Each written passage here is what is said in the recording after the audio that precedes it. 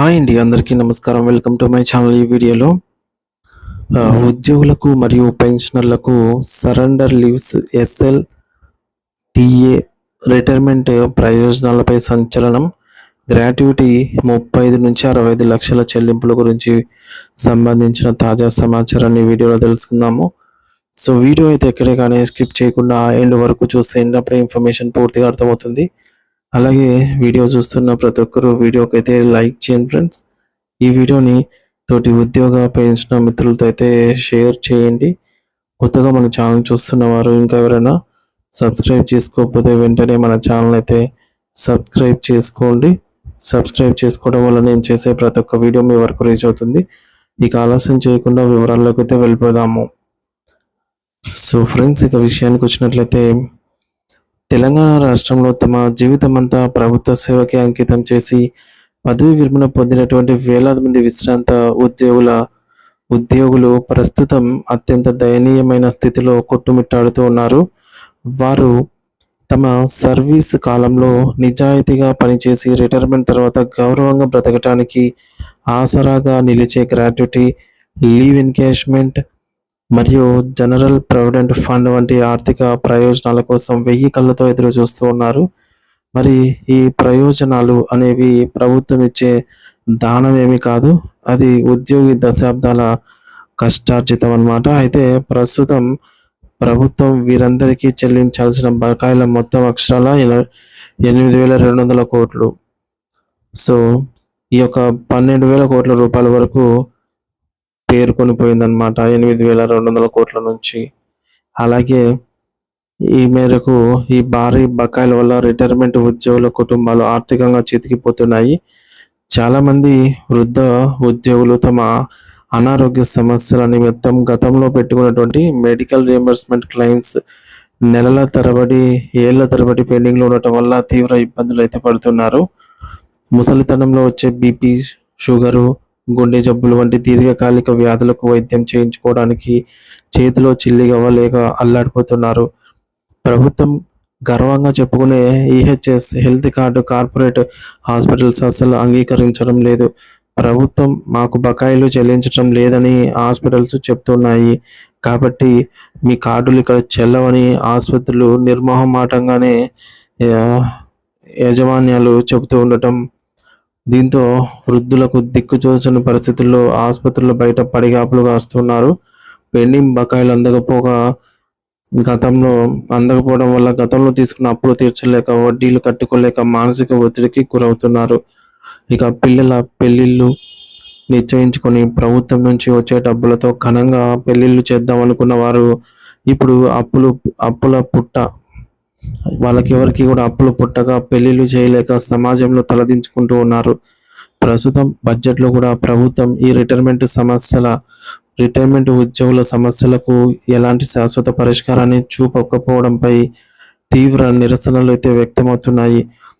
So ఈ మేరకు ఆర్థిక ఇబ్బందుల్లో ఉన్నటువంటి ఉద్యోగులను ఆదుకోవాల్సినటువంటి యంత్రాంగమే వారిని మరింత పీల్చి పిప్పి చేస్తుందని ఆరోపణలు గుప్పమంటున్నాయి. అన్అఫీషియల్ సమాచారం ప్రకారం పెండింగ్లో ఉన్న బిల్లులను త్వరగా క్లియర్ చేయించుకోవాలంటే అధికారులు 10%, మధ్యవర్తులు లేదా బ్రోకర్లు ఒక 5%, మొత్తం కలిపి 15% వరకు కమిషన్ అంటే లంచం ఇవ్వాలని వారు డిమాండ్ చేస్తున్నారట. అంటే ఒక ఉద్యోగి 50 లక్షల రూపాయలు రావాల్సి ఉంటే అందులో సుమారు 7.5 లక్షల రూపాయలు లంచంగా నేస్తే బిల్లు కదులుతుంది అనే వార్తలు విస్తూ కొలుపుతున్నాయి. సో తమతో పాటే ఇన్నాళ్ళు పనిచేసిన సహోద్యోగుల వద్ద ఇలా కమిషన్లకు కకృతి పట్టడం అంటే మానవత్వం ఎంతగా దిగజారిపోయిందో అర్థం చేసుకోవచ్చు. కొందరు ఉద్యోగులు గత్యంతరం లేక తమ అత్యవసరాల కోసం ఈ మేరకు ఫాస్ట్ ట్రాక్ క్లియరెన్స్ పేరుతో బ్రోకర్లకు ఏకంగా 3 లక్షల రూపాయల నుంచి 4 లక్షల రూపాయల వరకు సమర్పించుకున్నట్లుగా భయంకరమైన వాస్తవాలు అయితే వినిపిస్తున్నాయి. ఈ యొక్క బకాయిల సమస్య వెనుక ఒక పెద్ద రాజకీయ నేపథ్యం కూడా ఉంది. 2021 సంవత్సరంలో అప్పటి బీఆర్ఎస్ ప్రభుత్వం రిటైర్డ్ ఉద్యోగులకు తక్షణమే చెల్లించాలని 1000 కోట్ల రూపాయల నుండి తప్పించుకోవడానికి ఒక ఎత్తుగడ వేసింది. పదవి విరమణ వయసును 58 నుంచి 61 ఏళ్లకు పెంచుతూ నిర్ణయం తీసుకుంది. దీనివల్ల 3 ఏళ్ల పాటు ఎవరు రిటైర్ కారు కాబట్టి ప్రభుత్వానికి అప్పట్లో పెద్ద ఊరట లభించింది. కానీ ఆ 3 ఏళ్ల గడువు ముగిసి ఇప్పుడు 2024, 25, 26 రాగానే అప్పుడు ఆగిపోయిన వారందరూ ఇప్పుడు ఒకేసారిగా రిటైర్మెంట్ కాబోతున్నారనమాట. సో, రిటైర్మెంట్ అనేది మొదలైంది. ఆనాటి ప్రభుత్వం తాత్కాలికంగా సమస్యను వాయిదా వేసిందే తప్ప పరిష్కరించలేదు. ఇప్పుడు 2024 నుండి 26 వరకు ఈ మధ్య కాలంలో అంటే సుమారుగా 17,000 మంది నుండి 20,000 మంది వరకు మాక్సిమం 20,000 మంది ఉద్యోగులు రిటైర్ అవుతుండటంతో ప్రస్తుతం ప్రభుత్వానికి గొంతుకలో పచ్చి వెలక్కాయ పడ్డట్టుగా అయింది. ఇప్పటికే ప్రభుత్వం అనేక సంక్షేమ పథకాలకు హామీలు ఇచ్చి వాటిని నెరవేర్చలేక అర్ధాంతరంగా ఆర్థికంగా సతమతమవుతోంది.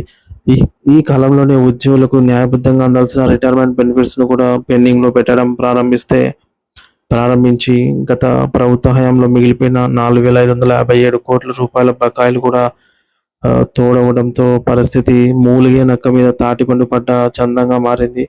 దీంతో విసిగిపోయిన రిటైర్డ్ ఉద్యోగులు తమ హక్కుల కోసం హైకోర్టును ఆశ్రయించక తప్పని పరిస్థితి ఏర్పడింది. కోర్టు ఖర్చుల కోసమే ఒక్కొక్కరు 15,000 నుంచి 20,000 రూపాయల వరకు కూడా ఖర్చు చేయాల్సి రావటం మరో విషాదము. హైకోర్టు ఈ విషయాన్ని తీవ్రంగా పరిగణించి రిటైర్మెంట్ ప్రయోజనాల చెల్లింపుల్లో 7 నెలల కంటే ఎక్కువ జాప్యం జరగటం అన్యాయం అయితే స్పష్టం చేసింది. ఇక 8 వారాల్లో పూర్తి బకాయిలు చెల్లించాలని కోర్టు ప్రభుత్వానికి ఆదేశించింది. మరి నేటికి ఆ ఉత్తర్వులు కాగితాల మీద పరిమితమయ్యాయి కానీ వాస్తవ రూపం దాల్చలేదు. లేకపోతే గణాంకాలను పరిశీలిస్తే పరిస్థితి ఎంత తీవ్రంగా ఉందో మనకు అర్థమవుతుంది. ఈ ఏడాది జనవరి నాటికి సుమారు 20,500 మంది పైగా రిటైర్ అవుతూ ఉన్నారన్నమాట ఉద్యోగులు. సో, వారు తమ సొమ్ము కోసం రిటైర్డ్ ఉద్యోగులు అయితే ఎదురు చూస్తూ ఉన్నారు. 2024 మార్చి నుండి డిసెంబర్ మధ్యలోనే ఏకంగా 8,000 మంది రిటైర్ అయ్యారు. 2025లో మరొక 9,630 మంది, అలాగే 2026లో సుమారు 9,700 మంది పదవీ విరమణ అయితే చేయనున్నారు. సగటున నెలకు 800 నుంచి ఒక 1,000 మంది దాకా కొత్తగా రిటైర్డ్ ఉద్యోగులు జాబితాలో అయితే చేరుతుండటంతో ఈ యొక్క బకాయిలు కొండలాగా పేరుకుపోతున్నాయి. ఇందులో గెజెటెడ్ ఆఫీసర్లు నుండి క్లాస్ 4 ఉద్యోగుల వరకు అందరూ ఉన్నారు. ఒక్కో ఉద్యోగికి వారి హోదాను బట్టి 35 లక్షల నుంచి 75 లక్షల వరకు చెల్లించాల్సి ఉంటుంది. ప్రభుత్వం నెలకు 700 కోట్లు విడుదల చేస్తూ ఉన్న అదే నెలకు కొత్తగా 300 కోట్ల రూపాయల బిల్లు తోడవడంతో బకాయిల మొత్తం 10,000 కోట్ల మార్కును దాటుతూనే ఉంది. ఈ అంశంపై అసెంబ్లీలో రాజకీయ రగడకు జరుగుతోంది. విపక్ష నాయకుడు హరీష్ రావు గారు మాట్లాడుతూ ఆర్థిక ఇబ్బందులు తాళలేక ఇప్పటికే రాష్ట్రంలో 80 మంది రిటైర్డ్ ఉద్యోగులు ఆత్మహత్యలు చేసుకున్నారని సంచలన ఆరోపణలు చేశారు. బీఆర్ఎస్ పార్టీ ఈ అంశంపై వాయిదా తీర్మానాన్ని కూడా ప్రవేశపెట్టింది. సో, అటు బీజేపీ నాయకత్వంలో కూడా ఉద్యోగుల బకాయిల చెల్లింపులో జరుగుతున్న నేరపూరిత నిర్లక్ష్యాన్ని నిరసిస్తూ అసెంబ్లీ ముట్టడి వంటి కార్యక్రమాలు అయితే జరిగాయి. జెండాలు పక్కన పెట్టి చూస్తే జీవితాంతం సమాజం కోసం పనిచేసిన ఒక ఉద్యోగి చివరి దశలో ఇలా రోడ్డున పట్టడం అనేది ఏ నాగరిక ప్రభుత్వానికైనా గర్వకారణం ఏమీ కాదు. కాబట్టి ప్రభుత్వం తక్షణమే స్పందించి ఒక ఖచ్చితమైన కాల పరిమితితో కూడుకున్నటువంటి ప్రణాళికను ప్రకటించి ఈ వృద్ధ ఉద్యోగుల కన్నీళ్లను తుడవాల్సిన అవసరము ఎంతైనా ఉంది అనైతే తెలుస్తోంది. సో, మొత్తంగా చూస్తే రిటైర్డ్ ఉద్యోగులకు అందాల్సినటువంటి 8,200 కోట్ల నుంచి బకాయిలు 12,000 కోట్ల రూపాయలకు చేరుకున్నాయి. పదవీ విరమణ వయసును 58 నుంచి 61 సంవత్సరాలకు పెంచడం వల్ల ఇప్పుడు ఒక్కసారిగా వేలాది మంది రిటైర్ అవుతున్నారు. బకాయిల క్లియరెన్స్ కోసం 15% వరకు కమిషన్లు వసూలు చేస్తున్నారనే తీవ్ర ఆరోపణలు ఉన్నాయన్నమాట. ఫైళ్లు ముందుకు కదలాలంటే ఇక ఈహెచ్ఎస్ను కార్పొరేట్ హాస్పిటల్స్ అంగీకరించడం లేదు. వృద్ధులకు సకాలంలో వైద్యం అందటం లేదు. హైకోర్టు 8 వారాల్లోగా చెల్లింపులు చేయాలని ఆదేశించిన అమలుకు అయితే నోచుకోలేదు. ఇక ఆర్థిక ఒత్తిడి భరించలేక సుమారు 80 మంది ఉద్యోగులు ప్రాణాలు కోల్పోయారు. ప్రభుత్వం నెలకు 700 కోట్ల నుంచి విడుదల చేస్తూ ఉన్న కొత్తగా వచ్చే బిల్లుల వల్ల బకాయిలు తగ్గటం లేదు. రిటైర్డ్ ఉద్యోగులు తమ సొంత నిధుల కోసం కోర్టుల చుట్టూ తిరగటం ప్రభుత్వ వైఫల్యంగా కనిపిస్తోంది. సో మొత్తంగా చూస్తే తెలంగాణలో విశ్రాంత ఉద్యోగుల పరిస్థితి అత్యంత దయనీయంగా ఉంది. గ్రాట్యుటీ, పీఎఫ్ వంటి రిటైర్మెంట్ బెనిఫిట్స్ అందక సుమారు 20,000 మందికి పైగా వృద్ధులు ఆర్థిక ఇబ్బందులు ఎదుర్కొంటున్నారు. గత ప్రభుత్వ హయాం నుండి పదవీ విరమణ వయస్సును పెంచడం వల్ల ఇప్పుడు ఒకేసారి వేల మంది రిటైర్ అవ్వటం ప్రభుత్వ ఖజానాపై భారం పెరగడానికి కారణమైంది. లంచాల బెరద, హైకోర్టు హెల్త్ కార్డుల పని చేయకపోవడము, అలాగే మరియు కోర్టు ఆదేశాలను బేఖాతరు చేయడం వంటి అంశాలను అంశాలన్నీ కూడా పెన్షనర్ల జీవితాలను చిన్నాభిన్నం చేస్తూ ఉన్నాయి. రాజకీయ పక్షాలు అసెంబ్లీలో గళం ఎత్తుతున్నప్పటికీ ప్రభుత్వం నుండి ఒక స్పష్టమైనటువంటి రోడ్ మ్యాప్ అనేది రాకపోవడం ఆందోళనకరము. సో ఫ్రెండ్స్, ఇది ఇప్పటివరకు తాజా సమాచారం దీనికి సంబంధించి. సో ఈ టాపిక్ పై మీ అభిప్రాయాన్ని కామెంట్ ద్వారా అయితే తెలియచేయండి. అలాగే కొత్తగా మన ఛానల్ చూస్తున్న వారైతే సబ్స్క్రైబ్ చేసుకోండి. Thank you for watching this video.